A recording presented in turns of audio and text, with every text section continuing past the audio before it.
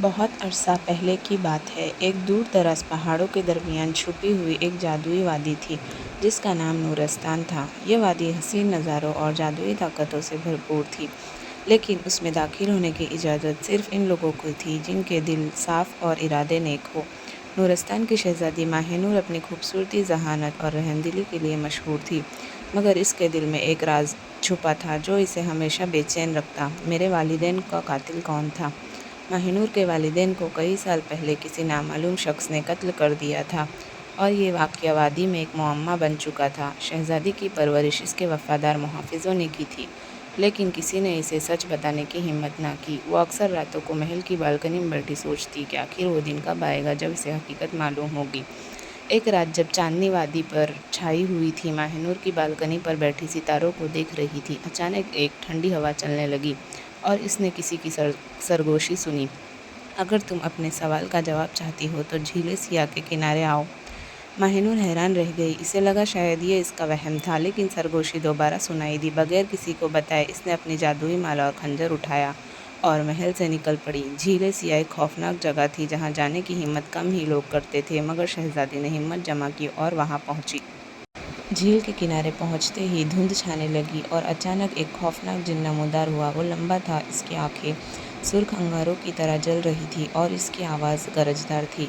میں ریحان ہوں، رہسمئی جن۔ جو حقیقت تم جاننا چاہتی ہو وہ تمہارے لیے خطرناک ثابت ہو سکتی ہے، مگر اگر تم سچ جاننے پر بضد ہو تو تمہیں 3 آزمائشوں میں کامیاب ہونا ہوگا۔ ماہ نور نے ہمت سے کہا، میں ہر آزمائش کے لیے تیار ہوں۔ ریحان نے ایک غار کی طرف اشارہ کرتے ہوئے کہا، اس غار میں ایک خوفناک اژدہا رہتا ہے، اس کی آنکھ سے چھلکتی روشنی ایک جادوئی موتی میں چھپی ہے، اگر تم موتی لا سکو تو پہلی آزمائش مکمل ہو جائے گی۔ ماہ نور نے بغیر کسی خوف کے غار میں داخل ہوئی جہاں ہر طرف اندھیرا تھا اور عجیب سی آوازیں گونج رہی تھیں۔ اچانک ایک دیو ہیکل اژدہا اس کے سامنے آ گیا، اس کی آنکھوں سے سبز روشنی نکل رہی تھی، وہ بہت چمکدار تھی۔ شہزادی نے اپنی مالا کی روشنی سے اژدہے کی توجہ ہٹائی اور بڑی ہوشیاری سے اس کی آنکھ سے وہ چمکتا ہوا موتی نکال لیا۔ اژدہا غصے میں گرجنے لگا، مگر شہزادی تیزی سے باہر نکل گئی۔ ریحان نے کہا، اب تمہیں اپنی سب سے قیمتی چیز قربان کرنی ہوگی۔ ماہ نور نے کچھ لمحے سوچا اور اپنی ماں کی دی ہوئی انگوٹھی جن کے حوالے کر دی۔ ریحان نے مسکرا کر کہا، یہ تمہاری سچی محبت اور وفاداری کا ثبوت ہے، تم دوسری آزمائش میں کامیاب ہو گئی ہو۔ ریحان نے ماہ نور کو ایک قدیم آئینے کے سامنے کھڑا کر دیا۔ اس آئینے میں تمہارے سب سے بڑے خوف کی تصویر نظر آئے گی اور تمہیں اس کا سامنا کرنا ہوگا۔ ماہ نور نے آئینے میں جھانکا تو اسے اپنے والدین کی قاتل کی شبیہ نظر آئی۔ یہ کوئی اور نہیں بلکہ ریحان خود تھا۔ ماہ نور نے غصے سے خنجر نکالتے ہوئے کہا، تو یہ سب کھیل تمہارا تھا، تم میرے والدین کے قاتل ہو۔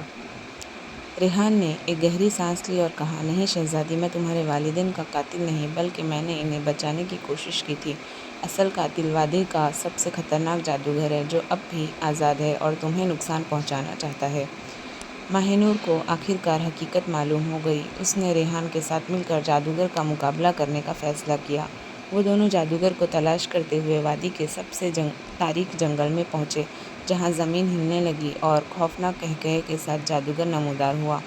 وہ ایک لمبا کالا عبایا پہنے ہوئے تھا اور اس کی آنکھیں نیلی یک بستہ روشنی سے چمک رہی تھیں۔ جادوگر نے کہا، تم لوگ میری وادی کو برباد کرنے آئے ہو، تمہیں نہیں معلوم اس وادی کا اصل وارث میں ہوں۔ ماہ نور نے کہا، یہ وادی ان لوگوں کی ہے جو محبت اور انصاف پر یقین رکھتے ہیں، نہ کہ تم جیسے ظالم۔ جادوگر نے غصے میں آ کر اپنی تاریکی کی طاقت سے حملہ کیا، لیکن ریحان نے اپنی جادوئی ڈھال سے اسے روک لیا۔ ماہ نور نے موقع دیکھ کر جادوئی خنجر سے وار کیا، جو سیدھا جادوگر کے دل میں جا لگا۔ جیسے ہی خنجر اس کے دل میں اترا، ایک زوردار چیخ سنائی دی اور جادوگر راکھ میں تبدیل ہو گیا۔ جادوگر کی موت کے ساتھ ہی وادی میں روشنی پھیل گئی۔ جو جگہ پہلے تاریکی میں ڈوبی ہوئی تھی وہ اب ایک خوبصورت باغ میں بدل گئی۔ وادی کے لوگ خوشی سے جھومنے لگے اور ماہ نور کو عظیم حکمران تسلیم کر لیا۔ ریحان نے کہا، تم نے اپنی بہادری اور سمجھداری سے نہ صرف وادی کو بچا لیا بلکہ میرے دل میں بھی روشنی پیدا کی۔ ماہ نور نے وادی کی حکمرانی سنبھالی اور اسے ایک پرامن اور خوشحال جگہ میں بدل دیا۔ اس کے والدین کی قربانی رائیگاں نہیں گئی، بلکہ اسی قربانی نے اسے ایک عظیم حکمران اور بہادر شہزادی بنایا۔ یوں نورستان میں ہمیشہ کے لیے خوشحالی اور سکون لوٹ آیا اور ماہ نور کی کہانی صدیوں تک سنائی جانے لگی۔